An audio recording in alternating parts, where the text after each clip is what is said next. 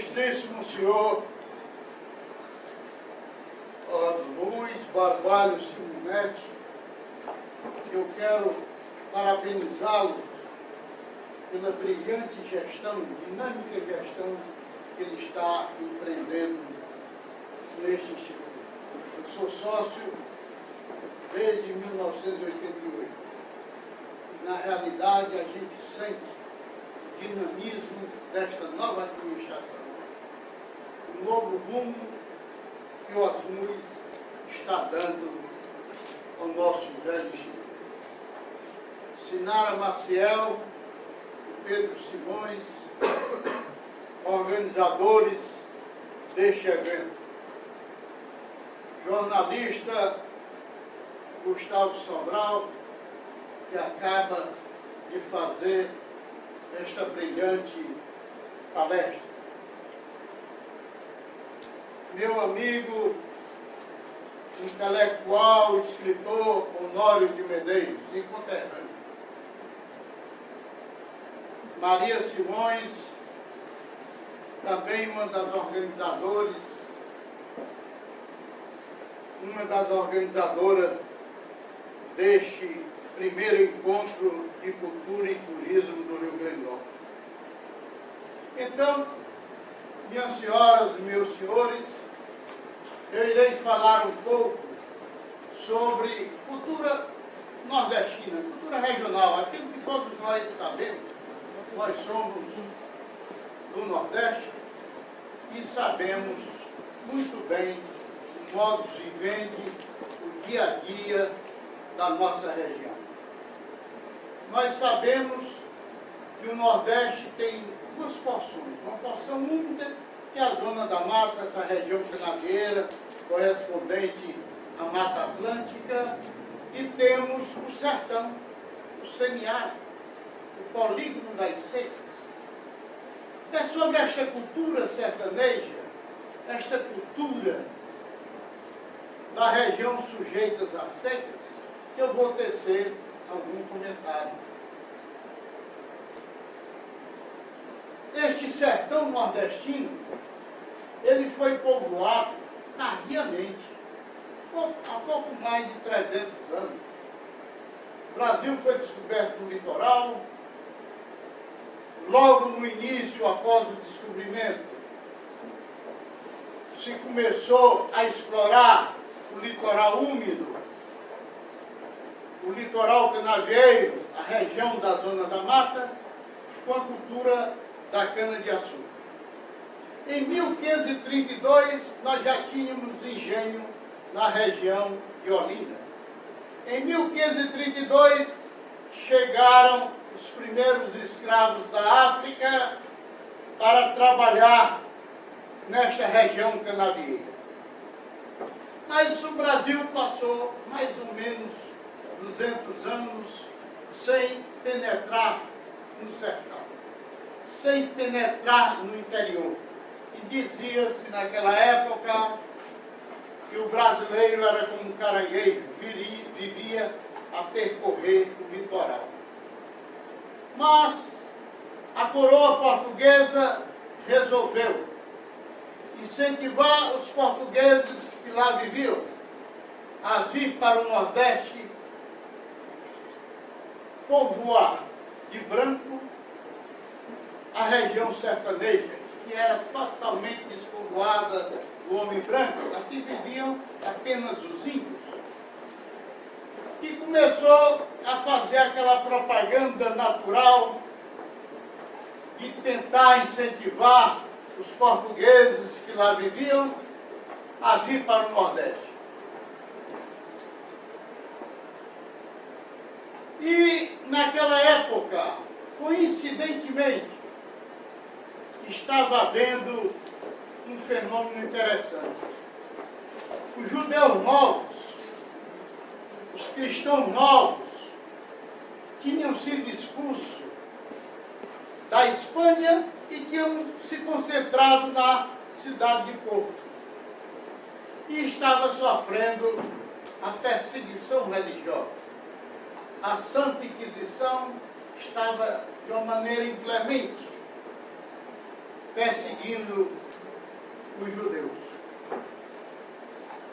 E naquela época também, a coroa portuguesa fazendo aquela propaganda para angariar pessoas para vir para o sertão. Sabia-se que no sertão não dava para ter aquela atividade de produção de açúcar. A atividade canavieira era imprópria para o sertão devido a problemas climáticos e edáficos. O sertão tinha que ser povoado pelo gado. E o gado era muito importante, inclusive, para a região canavieira, porque fornecia animais. Os engenhos eram atração animal, precisava de animais para tanger as moedas dos engenhos. A cana-de-açúcar necessita de uma precipitação acima de 1.200 milímetros e o semiárido, a média, é de 650. Então era impróprio. Tinha que ser o gado. Tinha que povoar através de uma nova atividade econômica.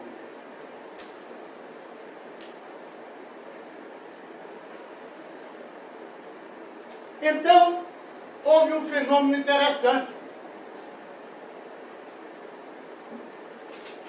Os judeus, os cristãos novos, com aquela vontade atávica de ganhar dinheiro. O espírito aventureiro do povo judeu. E a oportunidade que surgia de eles se livrarem da perseguição religiosa em Portugal. Isso criou um ambiente favorável aos judeus que lá viviam na cidade de Porto. E houve como se fosse uma contaminação, um entusiasmo para virem para o Nordeste do Brasil, criar gado nos sertões secos e secos do Nordeste. E eles tinham um sonho, ganhar dinheiro, enriquecer nas datas de terra doadas pela coroa portuguesa e depois voltar para Portugal para casar com moças da sua religião, moças judias. Isto fez com que a grande maioria dos colonizadores do sertão, daqueles colonizadores que vieram quase 200 anos depois da descoberta do Brasil, fossem, em sua maioria, cristãos novos. Isso é um fato muito importante. Todo mundo sabe que o brasileiro tem origem de 3 etnias: etnia negra, etnia portuguesa e etnia indígena. Sim, nós também. Só que o sertão do Nordeste, os membros dessas etnias são diferentes. O branco que veio para o sertão é um branco diferente, é um branco africano, é um judeu, é um cristão novo. Só que o índio que aqui vivia também era um índio diferente. Os índios mais valentes do Brasil eram os tapuias. E o negro, houve também uma particularidade, porque o negro que veio para o Brasil naquela época e se concentrava no Nordeste, eles vinham de 8 regiões mais ou menos definidas, que era o Congo, Angola, Moçambique, Nigéria, Senegal, Sudão e Costa do Marfim. Então ele trazia as culturas mais ou menos destas regiões africanas. Então, nós somos o sertanejo, o homem do semiárido, etnicamente é formada por 3 etnias diferentes das etnias que deram origem ao restante dos brasileiros. Claro, as três etnias têm um nome genérico de etnia negra, branca e indígena. Só que nós somos originados de um branco diferente, de um negro diferente e de um índio diferente. E se você analisar a etnia branca, somente os cristãos novos, somente os portugueses penetraram no sertão seco, sujeito às secas catastróficas e periódicas. Mesmo na época da colonização do sertão nordestino, quando houve as invasões holandesas e francesas, os holandeses ficaram no recôncavo baiano e depois em Olinda e Recife, na região litorânea, não penetraram no sertão. Os franceses foram para a ilha de São Luís, também no litoral, não vieram para o sertão nordestino. De modo, e mesmo as imigrações tardias, do final do século XIX, início do século XX, como os italianos, os alemães, os russos, os poloneses, os espanhóis, ficaram nas regiões sul e sudeste, não vieram nem para o nordeste. De modo que o único branco que povoou o sertão e que faz parte do sangue que corre nas nossas veias é daquele branco aventureiro, daquele judeu novo, do cristão novo, de origem africana. E os cristãos novos tinham poucos homens de olhos azuis e cabelos loiros. Eles pouco penetraram no sertão, ficaram na região litorânea. E foi um período curto de tempo, 24 anos. Os holandeses chegaram em 1630 e saíram em 1654. Então não deixou marcada a sua presença no interior do Nordeste. Então, o povo que vive no sertão, o povo que vive no semiárido regional, é um povo diferente. Diferente de todas as outras civilizações que ocorrem no Brasil. Nós somos um povo diferente. E nós estamos denominando de civilização da seca este povo que vive no semiárido, no polígono das secas do Nordeste. Esta região vasta, populosa, muito pobre. Aqui vivem cerca de 24 milhões de brasileiros, numa área de quase 1 milhão de quilômetros quadrados, mais precisamente 853 mil quilômetros quadrados, onde os piores índices, os piores IDH do Brasil, índice de desenvolvimento humano, estão localizados nesta região que sofre as secas periódicas e catastróficas. Então, inicialmente, eu gostaria de caracterizar o nosso povo, a civilização da seca, para mostrar que nós somos um povo diferente dos outros povos que povoam o nosso país. E esta civilização da seca possui hábitos, costumes, tradições, crenças e religiosidade completamente diferente das outras regiões. Esses elementos são próprios nossos, existentes somente aqui. E esta civilização da seca foi capaz de originar seus elementos culturais, também muito próprios, também só existentes aqui: o cangaceirismo, nossa amiga Nora orienta por isso.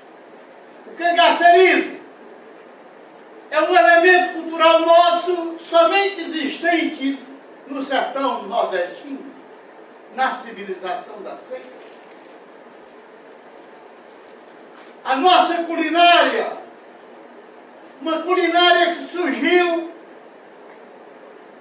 devido ao imperativo do clima, uma culinária só nossa, era o único tipo de culinária que poderia ser desenvolvida devido aos problemas climáticos. Uma medicina regional baseada nas plantas das caatingas e nos animais nativos das caatingas. Uma prática religiosa completamente diferente da prática religiosa realizada nas outras regiões do Brasil. Um tipo de poesia de improviso, de poesia popular, de literatura de cordel, também muito típica do Nordeste seco do Brasil. Uma música regional completamente diferente daquela que surgiu em outras regiões. Um tipo de arte nossa, arte tipicamente sertaneja, arte tipicamente nordestina, completamente diferente da arte que ocorre nas outras regiões. A arquitetura de taipa, embora vinda lá de Portugal, mas ela é o símbolo da arquitetura do semiárido. Um tipo de engenharia empírica que fez com que houvesse progresso industrial, progresso econômico no passado, que moldaram o modus vivendi do povo sertanejo. Esses elementos culturais fazem parte da cultura regional. E esses elementos culturais que eu aqui falei, eles surgiram mais ou menos em 1880 e tiveram, não desapareceram, mas tiveram uma redução drástica a partir de 1980. Então foram 100 anos, o período áureo da sedimentação cultural do povo sertanejo. Começou em 1880, porque em 1880 foi um marco, quando houve a expansão da cultura do algodão mocó, devido à guerra da secessão lá nos Estados Unidos. A guerra civil americana impediu que os Estados Unidos continuassem mandando algodão para a indústria têxtil inglesa, que após a Revolução Industrial de 1750, a indústria têxtil começou a se modernizar a modo da época para uma indústria ímpar em termos mundiais. E os Estados Unidos eram o grande fornecedor de algodão, Gossípio, Hirsuto, variedade Maria Galante.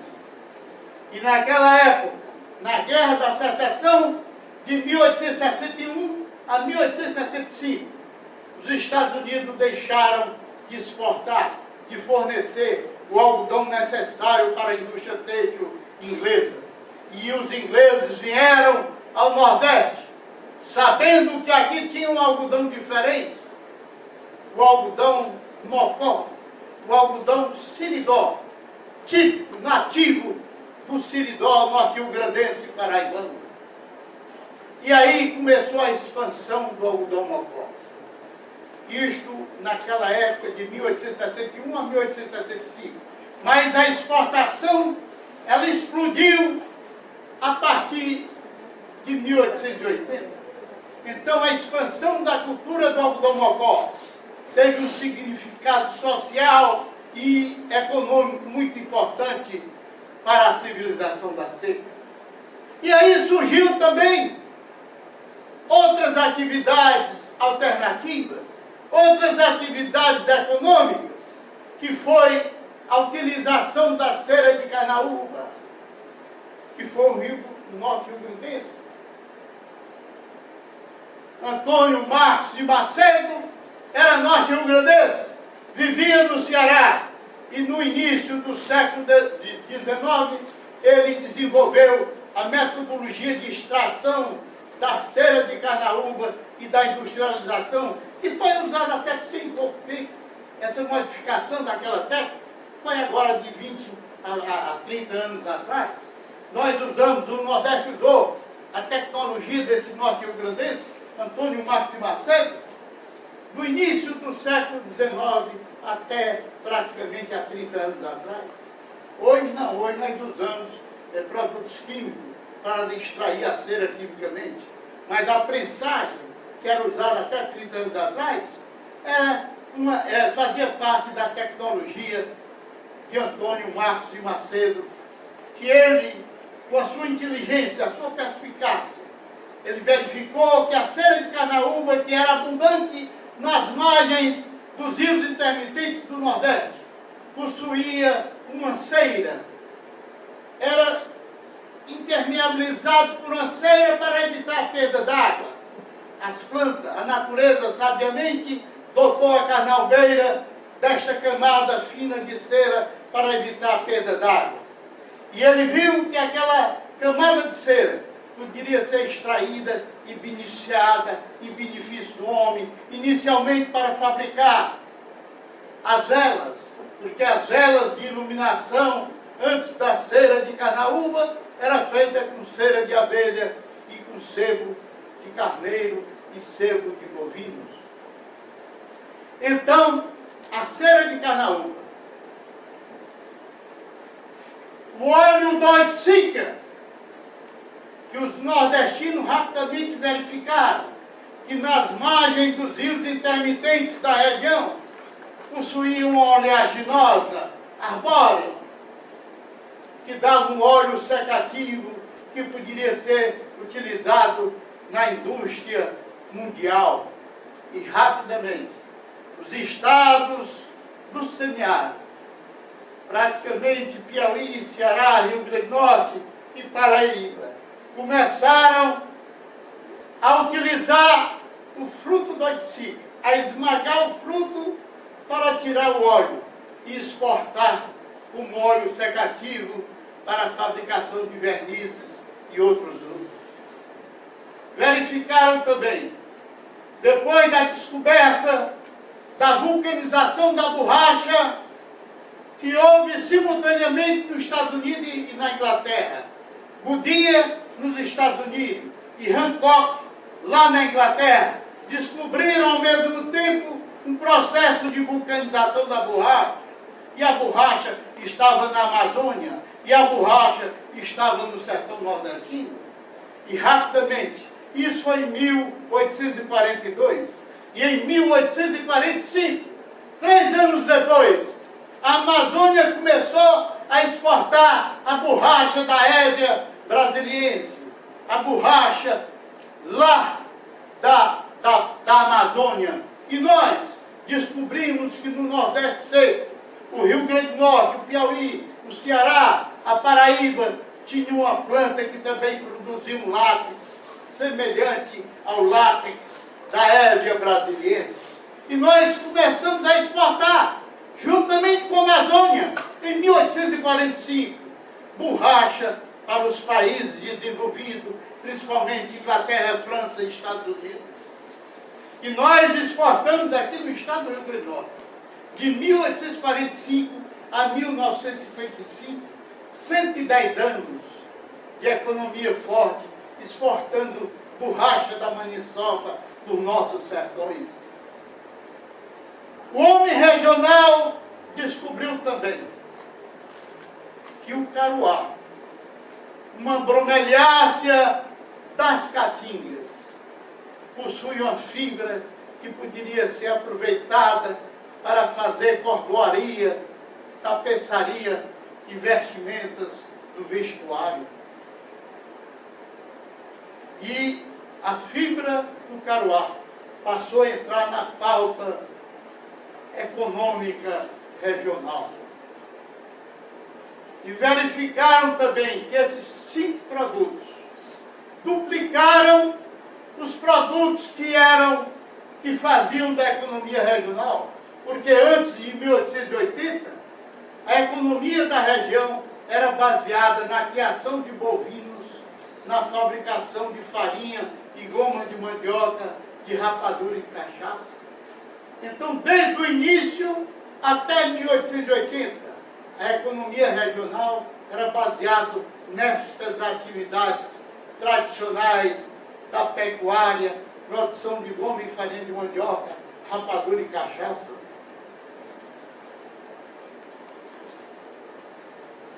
E a partir da década de 1880, 5 novos produtos vieram se somar aos 5 produtos tradicionais, que foi o algodão mocó, a cera de carnaúba, o óleo da oiticica, a fibra do caruá e a borracha da maniçoba.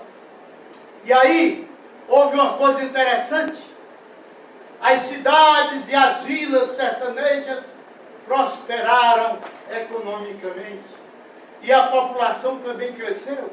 A população era muito rarefeita. Os latifúndios que existiam, doados pela coroa portuguesa, tinha uma população basicamente de índios, porque os brancos que vinham colonizar eram poucos. Os negros não ficavam no sertão, os negros iam para a região canavieira ou para os garimpos da Chapada Diamantina, garimpo de ouro e garimpo de diamante. Então não tinha negro no sertão e não tinha branco no sertão. E quando os colonizadores portugueses, os cristãos novos, chegaram no sertão quente e seco da região, não encontravam mulheres brancas nem negras. E começavam a viver maritalmente com as índias, porque as fazendas daquela época estavam abarrotadas de mulheres indígenas, devido à guerra de Corso. Para limpar a área, o Nordeste seco só foi colonizado pelo branco depois que mataram os índios ou expulsaram. Porque esses índios que aqui viviam eram índios muito valentes, os tapuias, diferente, eram os índios mais valentes do Brasil. Eles eram índios altos, fortes, de cabeça chata, por isso que o cearense tem a cabeça chata. Eles eram místicos, vingativos, corajosos, valentes, canibais, amantes da guerra, da música, da dança e do canto. Eram índios especiais, índios que faziam guerra não com objetivos interesseiros materiais, eles faziam guerra somente por vingança, não tinham nenhum interesse em bens materiais. Esses diferenciados.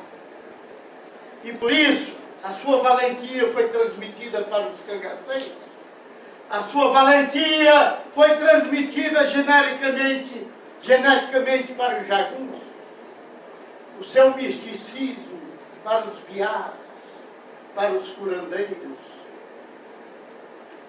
A sua dança, a dança cabaçal, ainda hoje é um tipo de dança, o chachado dançado pelos cangaceiros. E a coreografia dos membros das bandas cabaçais se parecem muito mais com danças de índios do que com danças de origem europeia. E hoje, ainda no Crato, tem a banda cabaçal dos irmãos Aniceto, que eu já tive o prazer de assistir e de admirar aquela arte centenária, constituída por 2 pífanos de taboca, por uma caixa, um zabumba e um prato.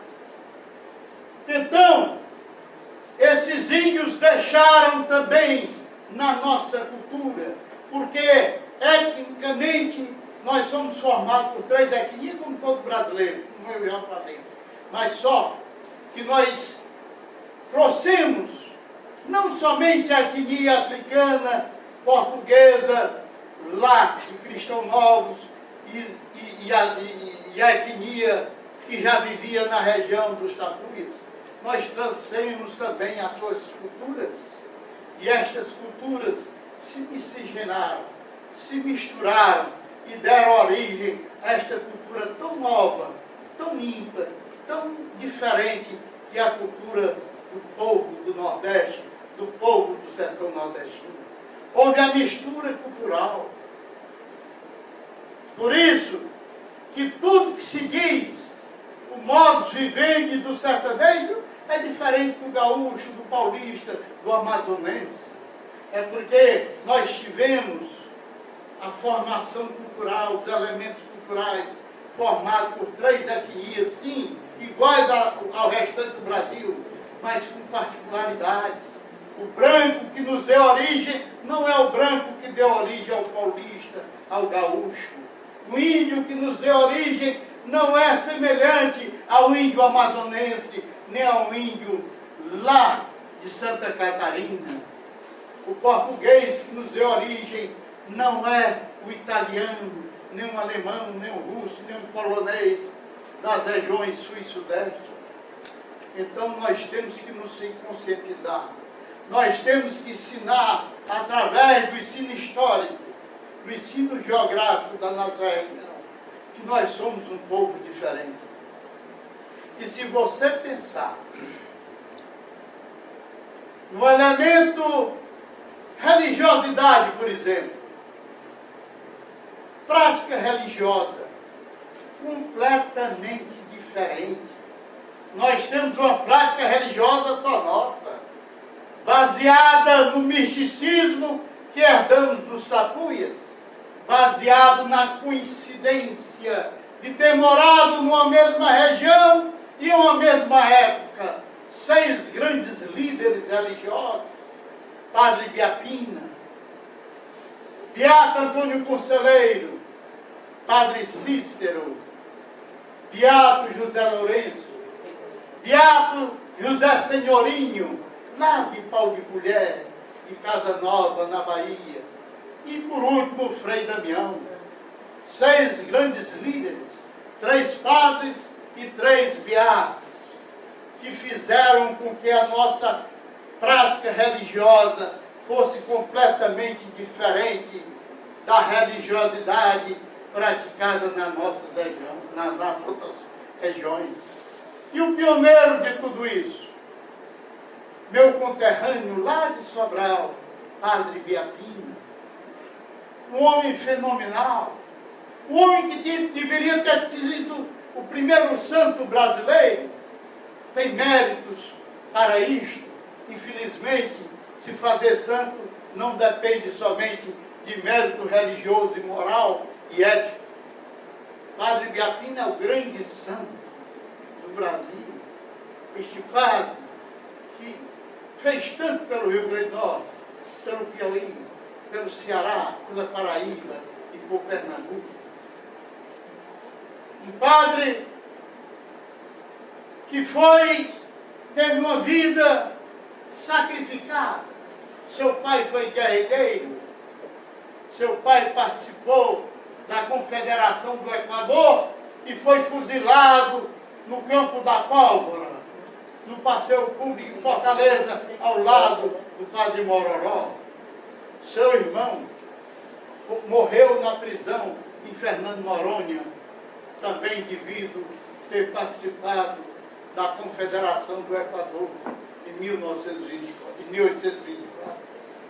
Um padre descendente de guerreiros, descendente de homens destemidos, que com muito sacrifício, com um arrimo de família, conseguiu se formar na primeira faculdade de Direito do Brasil.